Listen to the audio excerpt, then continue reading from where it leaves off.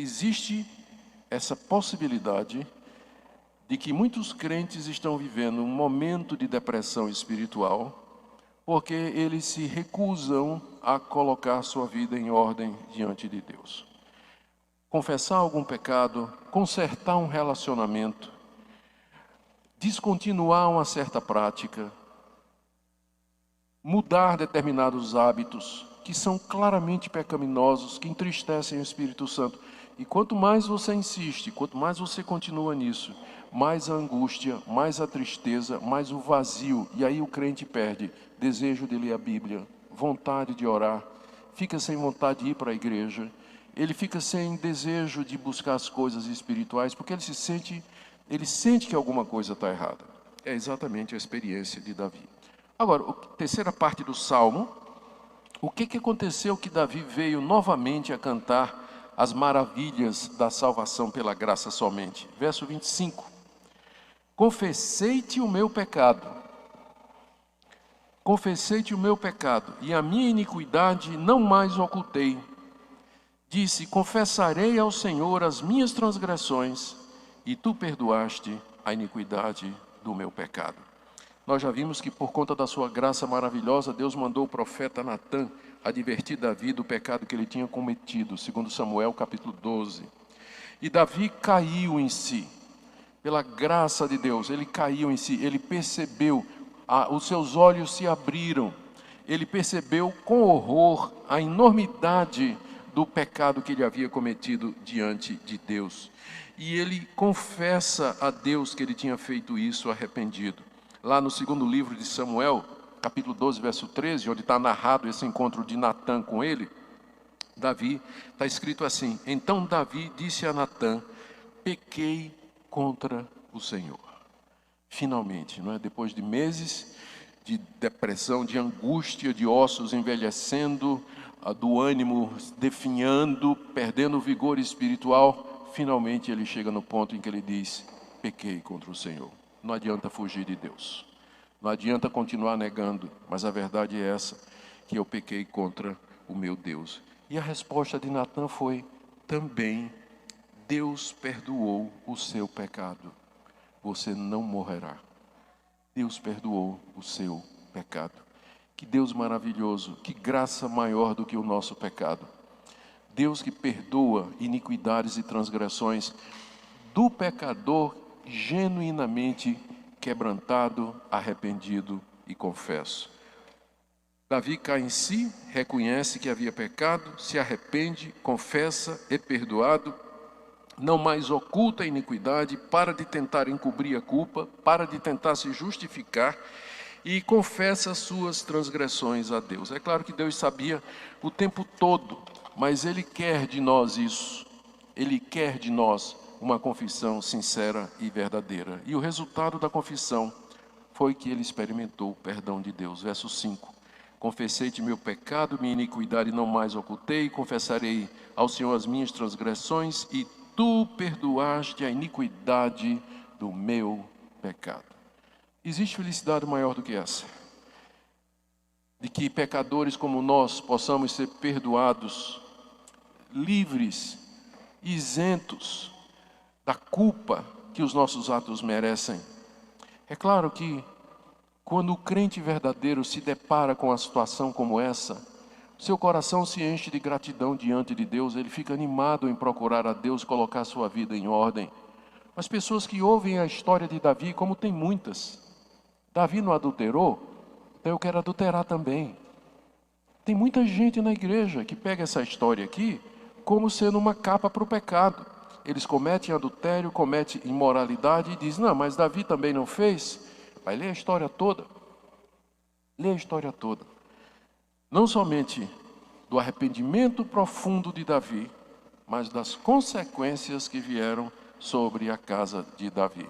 Porque Deus perdoou Davi, mas ele disse, você vai ter que suportar as consequências do que você fez, porque o seu pecado foi público e você desonrou o meu nome. O menino que vai nascer de Batseba, ele vai morrer.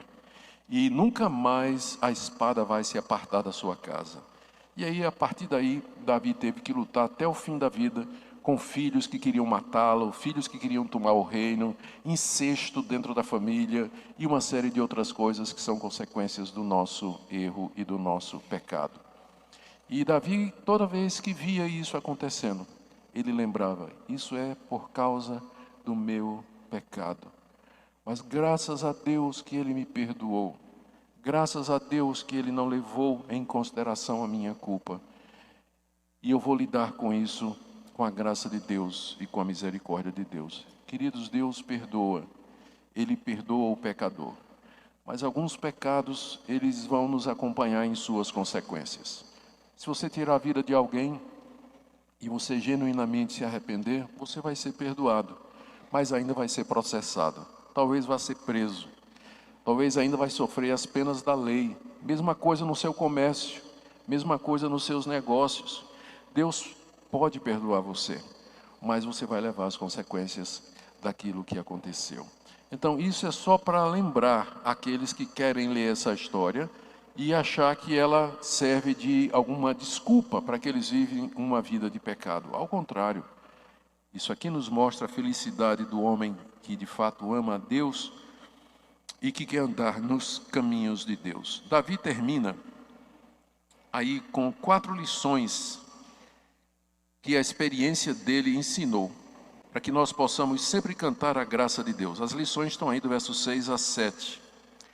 Primeira, sendo assim, ele agora começa a concluir, não é? Sendo assim, à luz de toda essa história que eu contei agora, a minha experiência, sendo assim, todo homem piedoso te fará súplicas em tempo de poder encontrar-te. A primeira lição que Davi tira da experiência dele, que todo homem piedoso, que teme a Deus, homem aqui, homem e mulher, genérico, toda pessoa que teme a Deus, ama a Deus e quer andar nos caminhos de Deus, não vai deixar passar tempo entre o pecado e a confissão, mas ele vai buscar a Deus em tempo de poder encontrar, antes que a ira de Deus venha sobre ele, e que o castigo de Deus venha em cima daquele que é filho de Deus e que Deus disciplina.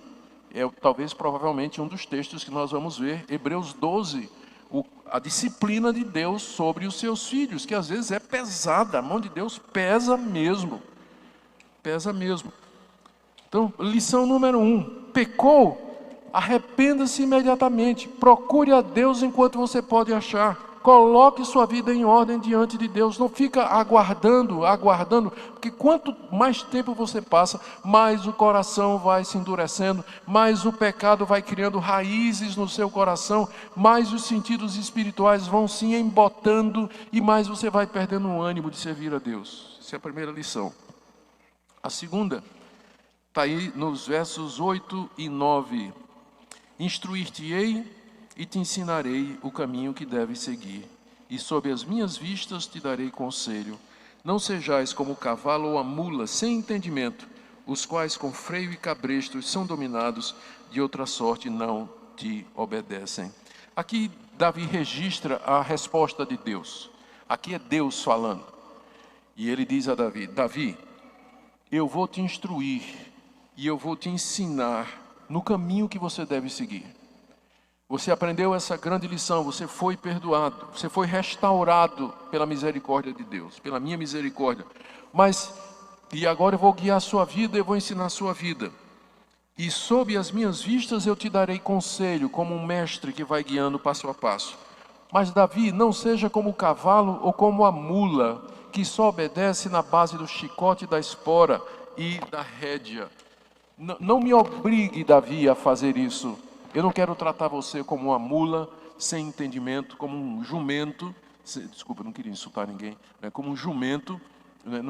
Deus não quer tratar a gente como um jumento, que só aprende ou que só vai na pancada. Animal irracional que só vai na pancada.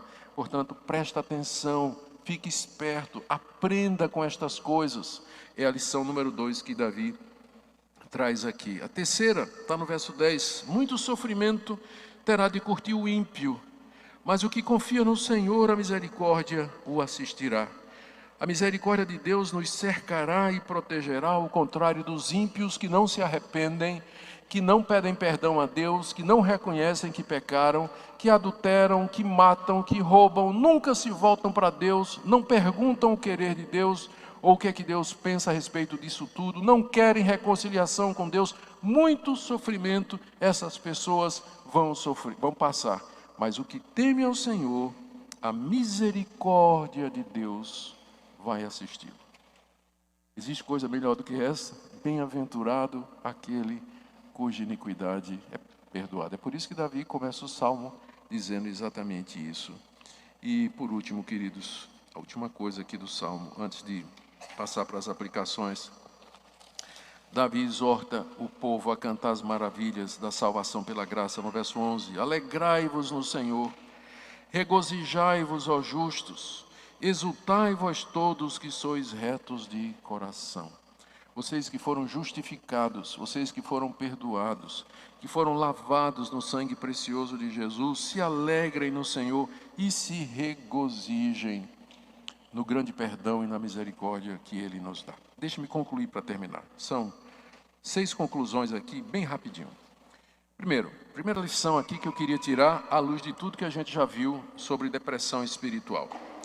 As angústias, inquietações, ansiedades, pânico, medo e outros sofrimentos mentais, eles são efeitos do estrago do pecado na alma humana. O pecado não somente atacou nosso corpo, trazendo doenças e finalmente nos levando à morte, mas atacou também o nosso interior, nossa alma ou espírito, como queira chamar. Então, pessoas sofrem. Eles têm problemas e aflições mentais agudas, como depressão, ansiedade, essas coisas todas que eu falei. Todos nós estamos sujeitos a isso. E não existe ninguém isento disso. Nem o melhor crente, ele está isento disso. Às vezes não tem nada a ver com a vida espiritual. Não tem nada a ver com a vida espiritual. A vida espiritual está boa. Você está em comunhão com Deus, mas mesmo assim, as aflições mentais, físicas e outras vêm sobre nós, porque Deus tem outros propósitos, como nós veremos amanhã. Ele usa tudo isso com a finalidade de criar em nós caráter cristão, desapegar nosso coração das coisas dessa vida, nos fazer almejar pela eternidade e assim por diante. A segunda coisa que eu queria dizer é que nem sempre esses sofrimentos, eles são decorrentes de um pecado específico, uma transgressão particular que nós cometemos. Esse foi o erro dos amigos de Jó. Quando eles viram Jó destituído de tudo, família, bens, saúde, se rapando com um caco de telha, lá os tumores que brotavam da sua pele, eles foram procurar a causa daquilo ali em alguma coisa errada que Jó tinha feito. E que Deus então estava castigando Jó, porque Jó havia pecado contra Deus. E Jó o tempo todo dizendo, mas eu não fiz nada. Eu não me lembro de ter cometido algum pecado que justificasse que Deus está fazendo isso comigo. Então, o caso de Jó mostra que pessoas podem sofrer profundamente e não é resultado de um pecado específico. Ele não está sendo punido por um pecado específico. No caso de Jó, é que Deus tinha um propósito maior, que era mostrar que a integridade de Jó, Jó amava a Deus, não pelo que Deus lhe dava, mas pelo que Deus era, por quem Deus era. Essa é a verdadeira fé. Agora, deixe-me dizer uma terceira coisa. Contudo, apesar disso tudo que eu falei, há ocasiões em que a angústia, inquietação, depressão, desânimo, medo e pavor são resultado de algum pecado específico, que é o caso do Salmo 32, que nós acabamos de ler agora. Davi descreve muito bem o que é que ele passou enquanto ele não acertou sua vida diante de Deus. Deus afastou seu rosto de Davi, Davi perdeu a alegria e o gozo, e Deus o afligiu mentalmente de outras maneiras, para deixar claro que não iria passar em branco, e que não concordava com aquilo que Davi havia feito. Portanto, aqui é meu quarto ponto, sempre a primeira pergunta que nós temos que fazer a Deus, quando a angústia, a inquietação, a ansiedade começam a querer entrar em nossa alma, é essa: Senhor, eu entristeci o Espírito Santo em alguma coisa? Eu fiz alguma coisa que te desagradou? Eu não estou vendo. Sonda meu coração. Tem essa, você pode orar como o Salmo 139. Sonda-me, ó Deus. Conhece o meu coração, prova-me, conhece os meus pensamentos. Vê se há em mim algum caminho mau. Guia-me pelo caminho eterno. Porque às vezes a gente não consegue ver. O nosso coração é tão cheio de trevas, a depravação é tão profunda que às vezes a gente olha, a gente só vê escuridão. A gente não consegue nem discernir os motivos pelos quais a gente faz determinadas coisas. Então você pode pedir a Deus: Deus, isso que eu estou sentindo é consequência de alguma coisa errada que eu fiz? Sonda, Senhor, porque eu não estou conseguindo ver. Me ajude a entender, manda alguém para me ajudar, ou fala ao meu coração, usa algum meio, causas secundárias que o Senhor estabeleceu, para que possa me esclarecer com relação a isso aí. E em quinto lugar, se ficar claro que existe alguma coisa sim, que está entre você e Deus, se ficar claro que tem alguma prática pecaminosa, algo de que você precisa se arrepender e confessar, não demore em fazê-lo. Não demore em confessar e colocar em ordem a sua vida diante de Deus. E a última coisa que eu queria dizer é que o Salmo 32, mais do que um salmo que nos chama ao arrependimento, é um salmo que celebra a graça que é maior do que o seu pecado, a graça que é maior do que a minha iniquidade. Um Deus que nos conhece e com base naquilo que seu Filho fez na cruz, está disposto a se reconciliar com você, para que você conheça o gozo da salvação, a alegria da salvação, para que você experimente aqui esses momentos de tranquilidade e paz no meio desse vale de lágrimas que nós vivemos, que é o mundo onde Deus nos colocou. Amém, queridos? Ó Deus, aplica essa palavra no coração de cada um, começar no meu, para que nós vejamos a graça que é maior do que o nosso pecado. Maravilhosa graça, amazing grace, graça maravilhosa, como cantava o Senhor os de outrora. Enche a nossa boca com esse cântico também, para que nós possamos te louvar, em nome de Jesus. Amém. Amém.